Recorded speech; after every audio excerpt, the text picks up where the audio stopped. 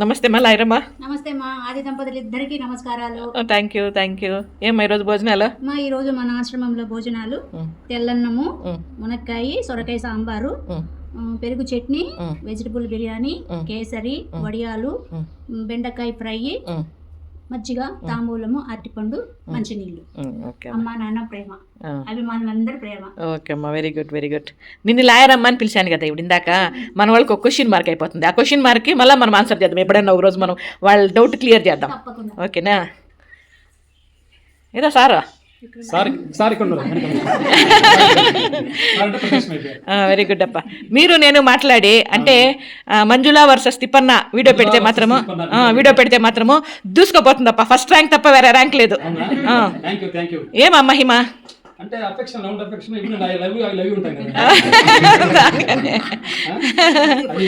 కాబట్టి ఓకే, మన ఇద్దరు బంధం భగవంతుడు కలిపిన బంధం, అభిమానుల అభిమానం. అది ఎలా అంటే నేను చెప్పడం అంటే ప్రతి ఒక్క ఫ్యామిలీలో కూడా భార్యాభర్తల మధ్య అది ఉంటే మాత్రము ఖచ్చితంగా ఆ కుటుంబం చాలా బాగుంటుంది. అదేది ప్రేమ అభిమానాలు అనేది అదే కదా.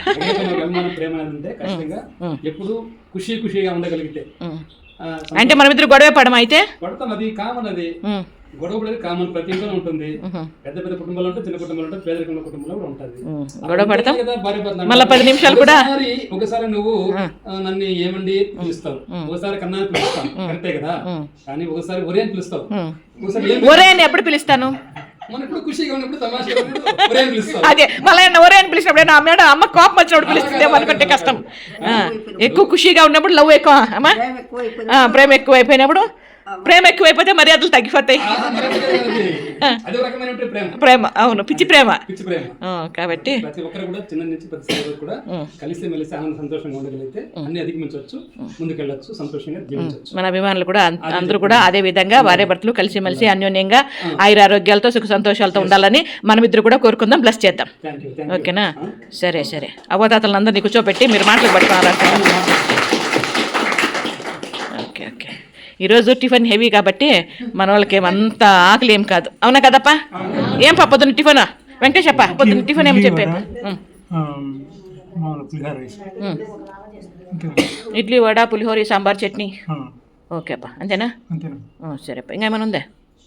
కాబట్టి భోజనం లేట్గా చేసినా పర్లేదు. ఇది ఫ్రెండ్స్ ఈ పూట మన చిన్ని వీడియో నచ్చితే ఓకే అందరికీ బాయ్.